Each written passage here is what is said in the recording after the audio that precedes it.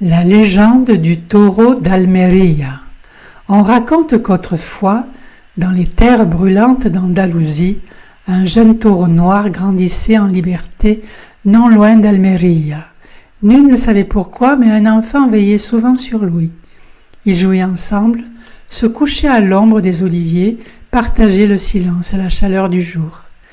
Quand le taureau se blessait, le petit homme soignait la plaie avec des herbes. Quand l'enfant pleurait, le taureau restait immobile, comme s'il comprenait. Mais les chemins d'enfance se déchirent parfois, sans adieu. Un jour, on les sépara. Le taureau fut conduit dans une lointaine hacienda où on le loua, sa force, on dressa sa bravoure. Il devint le plus grand taureau de combat d'Espagne. On l'appelait El Toro del Almería. Il envoûtait les foules, terrassait les plus habiles, toreros. Aucun n'osait plus l'affronter.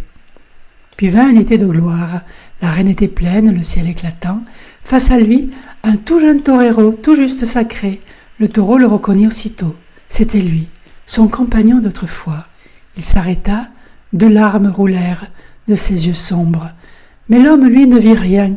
Aveuglé par la rage de vaincre, par le goût du triomphe, il enfonça ses banderilles une à une dans le flanc de l'animal. Alors le taureau d'Almería, bien qu'encore fort, rusé, invaincu, fit un geste incompréhensible. Il baissa la tête, s'offrit à l'épée et se laissa transpercer le crâne. On acclama le jeune torero, mais nul ne sut ce que le taureau avait vu. Et lui ne saura jamais qu'il venait ce jour-là de tuer son plus fidèle ami d'enfance.